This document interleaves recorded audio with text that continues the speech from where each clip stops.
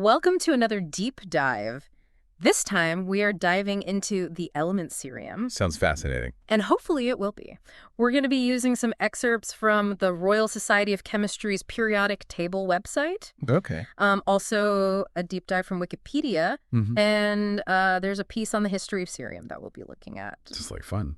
Yeah, and cerium, I think you'll agree, has some really interesting properties. Yes. That make it really stand out. It's true. Cerium's often categorized as one of those, rare earth elements, but it's actually more abundant than tin or lead. More abundant than tin. Yeah. That's pretty wild. Yeah.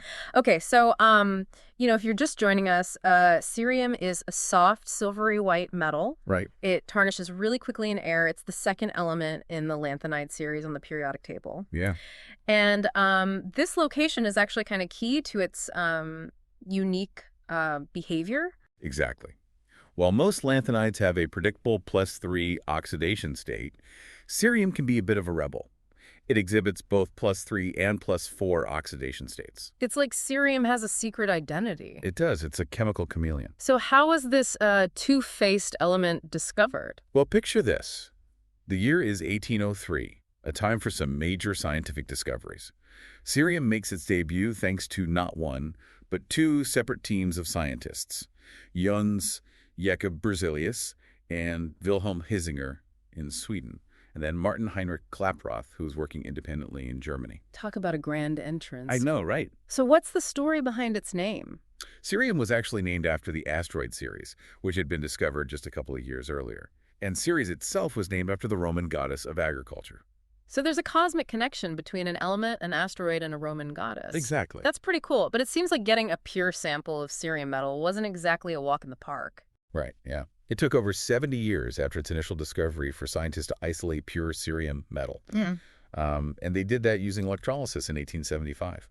That's a long time. I guess some elements like to play hard to get. Speaking of playing hard to get, let's talk about something a little more familiar, lighter flints. Okay. You know, the thing you flick to start a fire? Yes.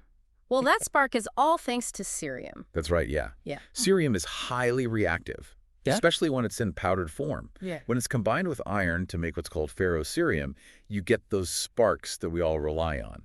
If you're camping or you're in a survival situation, it's that same reaction that makes those fire starter tools work as well. Cerium. Small but mighty. And this reactivity plays a role in a much less obvious place, your car's catalytic converter. Yes. So cerium's dual oxidation states come into play here. Cerium oxide, or as it's sometimes called ceria, can actually store and release oxygen as needed, which helps to burn up unburnt fuel in the exhaust, which reduces those harmful emissions. So cerium is kind of like a tiny superhero, cleaning up the air we breathe. And this is just one of its many amazing talents. You'll never guess where else you can find cerium hard at work. So before we took a break, we were talking about ceria's ability to store and release oxygen, making it a key player in reducing emissions in our car's catalytic converters. Yeah, and we were talking about how cerium has those, two faces, right? Those two oxidation states. Exactly, yeah. It's like cerium is always switching between these two different states. Okay, I'm intrigued. What happened? It never settles on just one. So is it not quite +3 and not quite +4? You got it, yeah. Scientists call this an intermediate valence. It's kind of like, imagine you have a bus with seats. Okay. And each seat represents an electron. So in a classic +4 oxidation state, cerium would give up 4 of its electrons, leaving 4 empty seats. But in ceria, it's kind of like cerium is hopping on and off the bus, sometimes filling those seats, sometimes leaving them empty. So are those oxygen vacancies, like those empty seats we talked about, created by cerium's, indecisiveness? Yeah, you got it. And this hopping is what makes ceria such a good oxygen storage and release agent. Those empty seats are ready and waiting for oxygen to come along and fill them up. Okay. Or for oxygen to jump off and go do its job in the catalytic converter. It's like cerium is playing musical chairs with oxygen. That's a great way to put it. It's amazing, this deep dive. It's making me see the periodic table in a whole new way. It's not just this static chart. It's like this dynamic system where all these elements are constantly interacting and changing. Right, yeah. And those interactions are what give elements like cerium their unique and valuable properties. So with all these unique properties, what's next for cerium? Could it play an even bigger role in our future? Absolutely. Cerium is actually poised to be a key player in building a more sustainable world. Yeah. Think about its role in clean energy technologies. Hmm. As we move towards things like electric vehicles and fuel cell vehicles, the demand for these efficient catalytic converters will only increase. And Syria, with its remarkable oxygen storage capacity, is essential for these systems. So Cerium is going to be like along for the ride as we move towards a greener future. Absolutely, yeah. What about other areas where Cerium is making a difference? Well, you know those energy-efficient LED lights we all use? Yeah. Well, cerium-doped phosphors are what give those LEDs that, like, really crisp white light we've come to expect. Oh, cow. As the world continues to embrace these energy-efficient lighting solutions, the demand for cerium will keep growing. So it's like Cerium is like this silent hero helping us reduce our environmental impact. It is, yeah. What else? Scientists are also exploring cerium's potential in some cutting-edge fields like solar energy and fuel cells.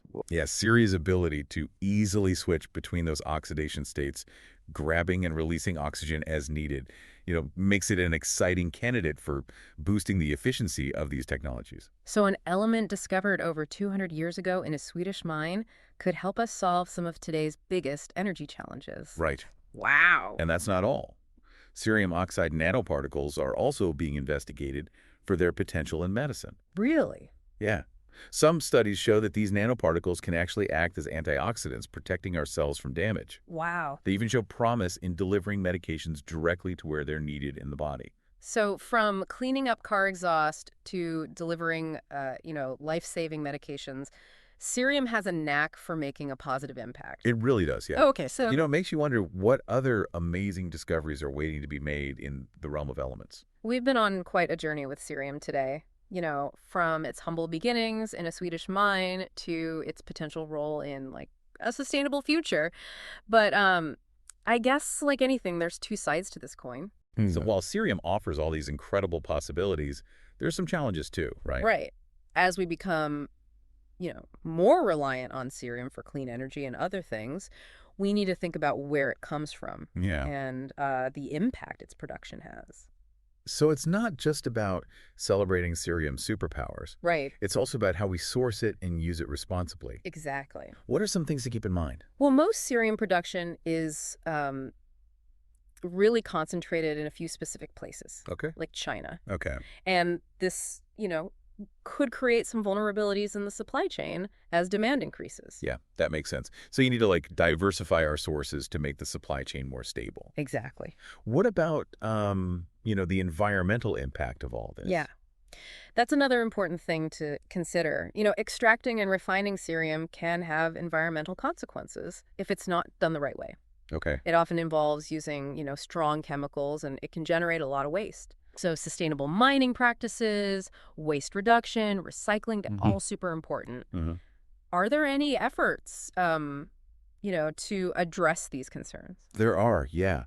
There's a lot of interest in developing better ways to extract and process cerium and finding ways to recycle and reuse this valuable element. So it sounds like we're at a point where we need to balance cerium's incredible potential with, responsibility. I agree.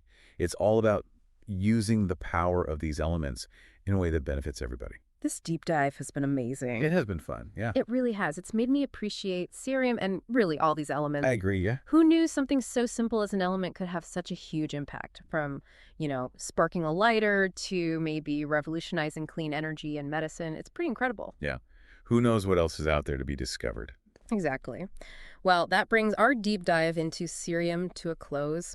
We covered a lot today, from its fiery sparks to its potential to light up a more sustainable future. We also talked about, the importance of sourcing cerium responsibly and using it in a way that benefits, both humanity and the planet. Yes. Thanks for listening.